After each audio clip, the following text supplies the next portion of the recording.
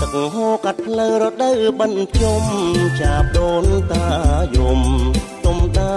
មសង្កាបញ្ជុំឆ្នាំនឹងប្រលឹងមានស្នេហ៍ទៅវត្តណាដែរបងសុំទៅផ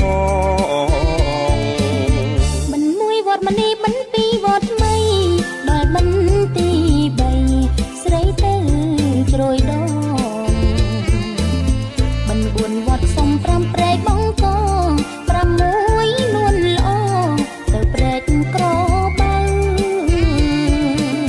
បន្ទី7ទីណាកលយានដូនតាចែកឋានតារកកូនចៅបន្ទី7ទៅគៀនស្វាយក្រៅជួបជុំញាតិថៅ